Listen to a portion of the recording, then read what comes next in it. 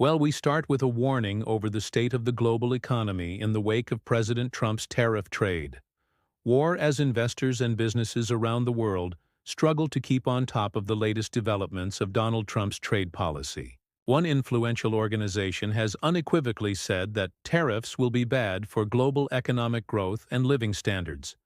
The leading economic think tank, the OECD, has cut its forecasts, saying the global economy will only grow by 1% this year. The biggest changes will be felt in the United States neighbors, with Mexico's economy set to shrink by 1.3% this year, which compares to growth of 1.2% in the previous forecast made in December, and Canada will still grow, but only by 0.7%, rather than the 2% that was previously predicted. This is all based on the assumption that President Trump goes ahead with tariffs of 5% on all goods from both neighbors at the start of April. Meanwhile, the U.S. has also been downgraded to growth of 2% this year and 1.6% in 2026. Well, today, Canada's new Prime Minister Mark Carney has called for economic collaboration rather than confrontation on his first overseas trip since taking office last week during a press conference with the French President Emmanuel Macron. Mark Carney said that Canada must reinforce force ties with reliable allies in the face of economic turmoil.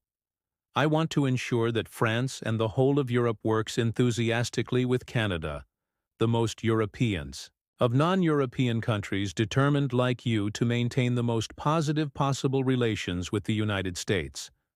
Vales Canada is a reliable, trustworthy, and strong partner of France, which shares our values and lives them through action during this age of economic and geopolitical crisis. Well, in the U.S. itself, fears over a possible recession continue, not helped by the latest retail data, which shows sales rising at just 2% last month, which is less than expected, suggesting the economy is growing at a rather moderate pace.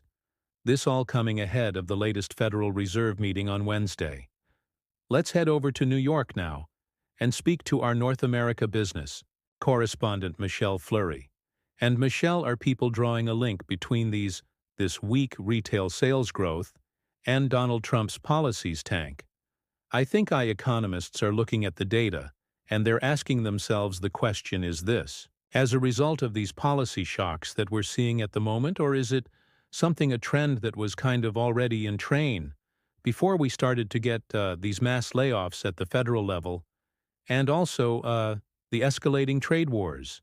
And I think the conclusion is it's a little mix of both, because if you take today's retail sales figures, there was a sharp drop in January that was really before we saw kind of some of these policies at the federal level go into effect. But then if you take what's happened in February, the lack of a strong kind of reversal or a rebound suggests that that's where you get the uncertainty of policy starting to kind of affect what consumers are doing. You saw a sort of slightly cautious approach, particularly when it came to dining out and going to bars indeed. And of course, most economists will tell you that tariffs are a lose-lose for both sides. Donald Trump himself has even acknowledged they could be economically damaging, I suppose. The open question, is how much damage he thinks they're actually worth.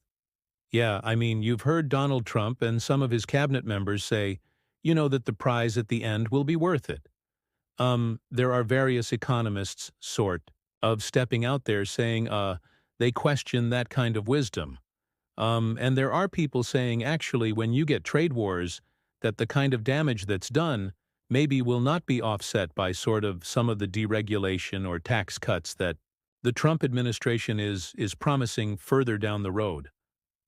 What's been interesting is, obviously, we've seen a lot of volatility on financial markets, and there was some question as to whether the markets could perhaps rein in the president when it comes to his kind of escalating trade war. Now, a short time ago, I spoke to Desmond Lashman. He's a senior fellow at the American Enterprise Institute. He's also a former deputy director at the IMF, the International Monetary Fund, and he said he believes the U.S. markets could force Trump to change course on tariffs. Well, we've already had very large losses. We've had something like 10% of the value of the stock market wiped out in a matter of 3 weeks. Which is a very rapid move. Something like 5 trillion of wealth has evaporated. My expectation is if the stock market falls another 10% or so, Trump will have no alternative but to make a U-turn because there'll be a lot of pain from the stock market. Losses, and that in fact can feed into the economy. We already seeing consumer confidence very weak if you have a 20% decline in the stock market. Mark consumers are going to pull back, the economy is going to slow down. Trump's holes are going to sag. He'll have no alternative but to make a U-turn on his policies. So there you have that bet he thinks that the markets could force Trump back to the negotiating table sooner rather than later. Whether or not that happens, the Federal Reserve still has a big challenge ahead of it. They meet this Wednesday to set interest rates. Nobody expects a change in the level, but they are dealing with the tricky challenge, and that is worrying about inflation on the one hand, but also a potential slowdown on the other. Indeed, we await the outcome of their latest meeting happening on Wednesday. Michelle Fleury in New York. Thank you very much.